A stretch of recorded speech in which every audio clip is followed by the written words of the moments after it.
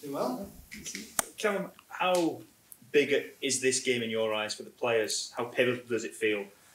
Yeah, we know it's a big game. Especially after the result the other night as well. We get a positive result, they get a negative result, and we're getting to the point where you're starting to run out of games. So the next 2 or 3 are massive for us, and we want to start on the right foot tomorrow night. I know you don't like to look too far ahead as players, but you get a sense these next 2 fixtures, if you were to get 4 points from the 2 games, then you give yourself a fighting chance of moving forward. Yeah, I think so. Like you said, you don't want to look too far ahead, but that's the nature of qualification. You have to try and earmark, where you're going to get your points and what you need. So, like you said, you probably summed it up perfectly there. If we can come away with 4 points in the next 2 games, then I think we're doing well. Is the priority tomorrow not to lose, first and foremost? Yeah, it's a must-not-lose game rather than, must-win. A win would be great. Everyone's feeling good. A win the other night as well keeps the momentum going, and like you say, we want to win the game. It puts us in the best possible position. But like you said, if you want to label it, then it's probably must not lose. Have you looked at much of their game the other night? We've had a little look at it. We'll probably do more tonight and tomorrow, obviously, when we're sort of ramping up the preparation. So we've seen the goals, we've seen bits of the game. We know they're a threat from obviously the previous game that we played them as well. So we know we need to produce a top performance to get something. Are you surprised at the man of the goals they lost, given how they played in the Euros? Yeah, obviously they're a very well organised team. They don't usually ship that many goals, and we've probably been on the other side of that where we've been in Israel. We know how difficult a fixture that can be, taking everything into consideration. So results like that can happen in football, and we have to try and take advantage of that as much as we can. There's no shortage of chances on Saturday night. Is it all just about being clinical now? Yeah, that's it. And at this level in football, you have to take chances, and we could have had 3, 4, possibly 5 the other night, which is great in terms of creating chances. And the next step for us is to put them away and obviously get wins. So we're always building all the time, trying to get better, and like you said, that's probably the next step is to try and put those chances away. Callum, what do you have to do as players to kind of become more clinical? What have you got to do on the training pitch to give yourself more confidence in front of goal?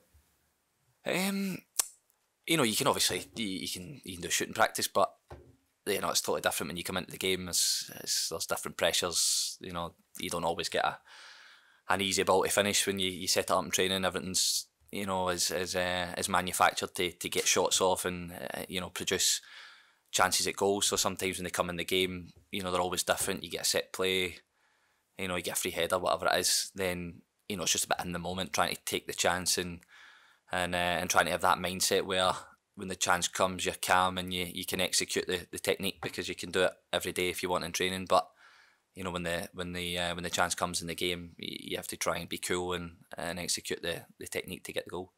Are the players confident that you can start converting more chances because you're creating so many at the moment? Yeah, of course. You always go into the game in a positive frame of mind. We've got guys that can score goals in the team. So it's just a case of trying to get one in them to fall. I think when you get into a kind of positive frame of mind, then that's normally what happens. The goals go in and you hit a little purple patch. So for us, it's as a team, we just try to be as confident as we can when the chances come.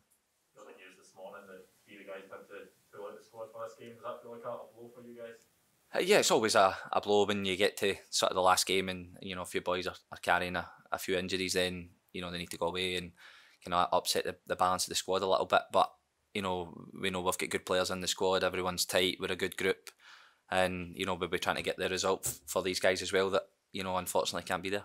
Is that just showing how tough the schedule is? I think the manager had said after the game on Saturday that he wasn't too happy with the way the games had been scheduled. Yeah, of course. It's obviously difficult times at the minute where you're trying to catch up, and there's been so many international fixtures and domestic fixtures. It's it takes its toll on the players, and unfortunately you're going to get injuries and and niggles and things like that. So as much as I can for the players, it's just trying to rest and get your rest in as much as possible in the downtime that you've got. Is the confidence there that no matter who goes in and who comes out to replace, everyone knows their job in the system, everyone knows exactly what they're doing, and it should hopefully be a sort of seamless transition? Yeah, hopefully that's the idea with the obviously the system we've got. We've played it for a long time now, and everyone's drilled, they know what they're doing. So like you said, we're actually quite lucky, you know, that we've got a big pool of players to pick from. You know, the quality is very, very good. I think you've seen that over the last sort of 2 years, 18 months, that, you know, whoever's coming in is making an impact in the games and making the team better. So, you know, that's the stage we want to get to, where, you know, it's one in, one out, and it's seamless. Within the squad, what's your assessment of how well you think you're playing, and how much room maybe for improvement there is from the players' point of view?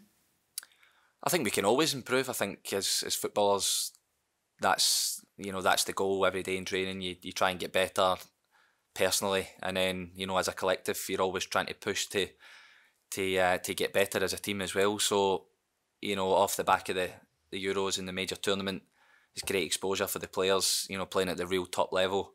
So you get a taste for that, and you want to go again. So you take what you've learned for the summer, and you always try and implement it every single day. And when you get to the point in the game, you know, you try and take what you've learned and put it into practice as well. So, like I said, for footballers, every day is a day to try and get better, and that's certainly what this group have got in terms of mindset as well.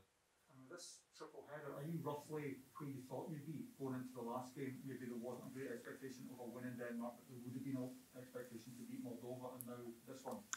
Yeah, I think so. I think, you know, when we met up at the start of the week, like you said, you start to earmark the games and where you can try and get points. So we're pretty much as we are. You know, we know it's a massive game tomorrow night, and our full focus is on that now. And do you think Israel now are the main dangers for second? Have they maybe surprised a few of us, or maybe haven't surprised us? Maybe we knew that they were always going to be. Yeah, I think we knew.